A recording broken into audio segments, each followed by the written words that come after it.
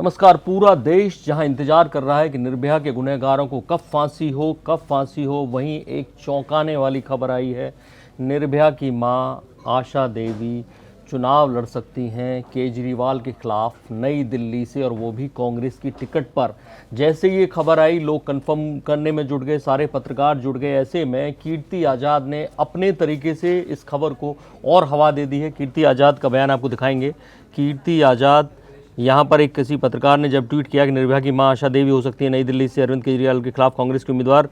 कीर्ति आज़ाद उन कैंपेन के प्रभारी हैं दिल्ली में, जो कांग्रेस चुनाव लड़ रही है, एक तरह से उनके नेतृत्व में लड़ रही है। सुभाष चोपड़ा भले ही कांग्रेस अध्यक्ष हैं, वो लिख रहे हैं, हे माँ तुझे सलाम आशा देवी जी, आपका स्वागत है। ये बड़ी बात है। इसके बाद लगातार लोग इस खबर को कंफर्म करने में और जुट गए हैं कि क्या हो रहा है, ये क्या वाकई में ये जो केजरीवाल के खिलाफ बयान था आशा देवी का, जिन्होंने ये दिया था बयान के निर्भया मामले पर, केजरीवाल के बयान पर निर्भया की मां ने कहा ये बिल्कुल गलत है कि उन्होंने समय पर काम किया।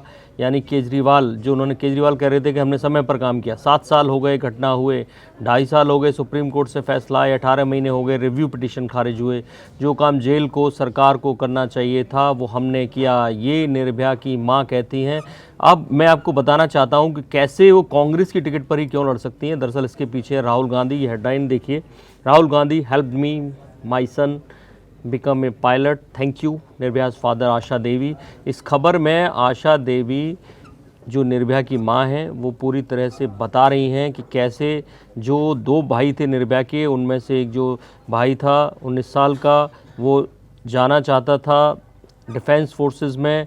उसको राहुल गांधी ने काउंसल किया, कई बार मोटिवेट किया, फ़ोन किए उसको कई बार, और उसको राहुल गांधी ने कहा कि पायलट ट्रेनिंग कोर्स ज्वाइन करो, और वो 18 महीने का कोर्स था। इस दौरान राहुल गांधी लगातार परिवार से संपर्क में रहे।